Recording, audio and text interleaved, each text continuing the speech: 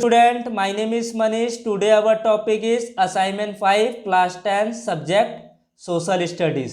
अगर वीडियो अच्छा लगे तो लाइक करें, शेयर करें और सब्सक्राइब करें। सोशल स्टडीज असाइनमेंट का पीडीएफ नोट टेलीग्राम चैनल पर अवेलेबल है, जिसका लिंक मैंने डिस्क्रिप्शन बॉक्स में दिया है, वहां पर जाकर जरूर देखें।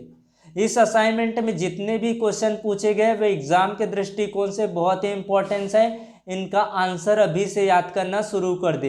अब बोर्ड एग्जाम में ज़्यादा समय नहीं बचा है। स्टूडेंट को क्या करना है, सैंपल पेपर, प्रीवियस ईयर के क्वेश्चन पेपर, नवबोध प्रबोध के जो मॉडल पेपर है उनको सॉल्यूशन करना शुरू कर दे। अगर इनमें कोई भी प्रॉब्लम होते हैं तो वो मुझे संपर्क कर सकते हैं। मेरा कॉन्टैक्ट नंबर है 9977667214। नंबर रिपीट कर रहा हूँ 9977667214।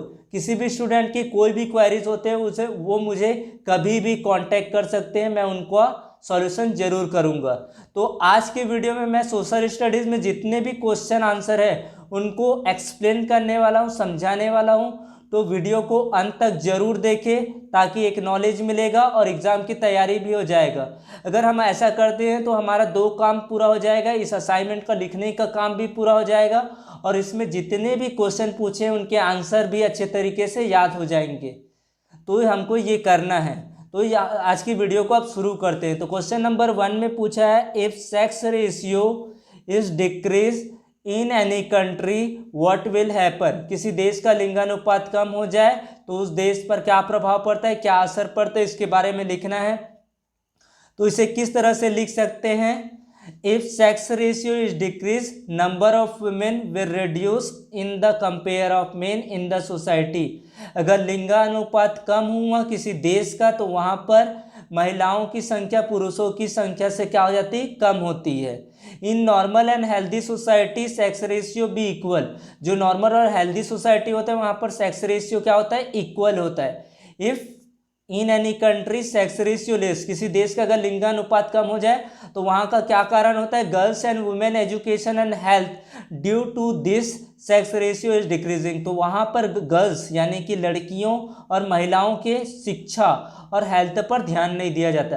अगर लिंगानुपात बढ़ गया तो वहां पर क्या होगा, क्राइम की समस्या उत्पन्न हो जाएगी, क्राइम की समस्या बहुत बढ़ जाएगी।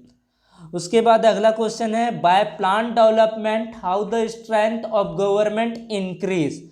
योजनाबद्ध विकास से सरकार को क्या फायदा हुआ, सरकार की ताकत में कैसे वृद्धि हुई है, इसके बारे में हमको बताना है। तो कैसे बताएंगे, by plan development program the strength of the government increase in the following way. कैसे करते हैं वो, proposal of 5 year plan was given, यानी कि पंचवर्षीय योजना का प्रस्ताव रखा गया इसके लिए, इससे सरकार को वृद्धि हुई। Foundation of mix economy was keeped, मिश्रित अर्थव्यवस्था का नींव रखा गया, उसको प्रस्ताव दिया गया। Effort to develop agriculture process was made, कृषि के लिए सिंचाई योजनाएं बनाई गई। Weightage was given to the industrialization, इसका मतलब हुआ औद्योगिक विकास पर ध्यान दिया गया।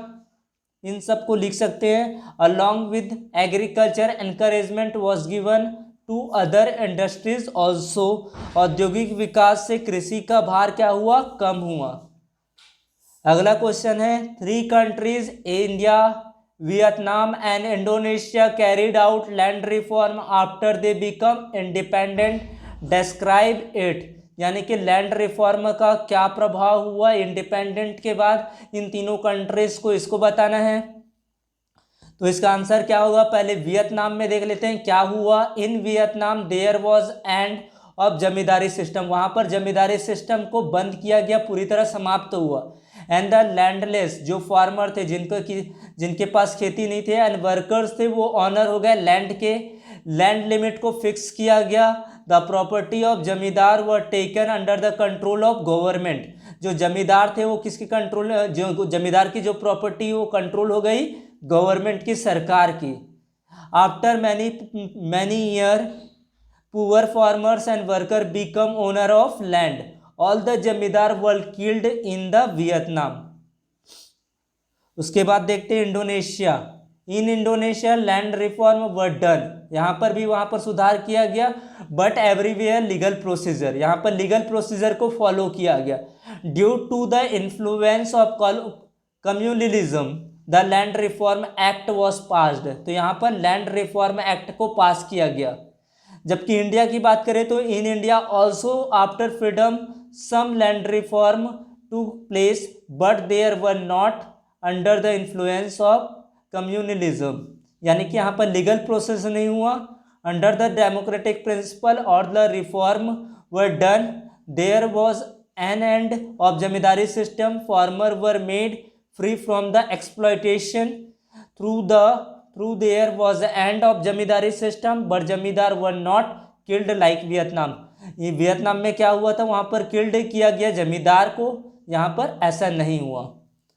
फिर अगला क्वेश्चन है, what was the difference between Indian freedom movement और अफ्रीकन फ्रीडम मूवमेंट में डिफरेंस बताना है। तो फर्स्ट डिफरेंस क्या है, इंडिया किसका उपनिवेशवाद था, ब्रिटिश का, वहाँ इसका इंडिया गुलाम था ब्रिटिश का, जबकि अफ्रीका डिफरेंट नेशन का रूल्ड करते थे, वहाँ पर बहुत देशों ने शासक किया। दूसरा, the leadership of freedom movement India में कौन होते हैं, मिडिल क्लास फैमिली होते हैं, मिडिल क्लास एजुकेटेड इंडियन होते हैं, जबकि अफ्रीका में वर्कर्स ऑर्गेनाइजेशन करते हैं, लीड करते हैं अफ्रीकन मूवमेंट को। इंडिया आज़ाद हुआ था 1947 में, जबकि अफ्रीका इंडिपेंडेंट हुआ वेरी लेट, यानी कि बहुत देर बाद हुआ।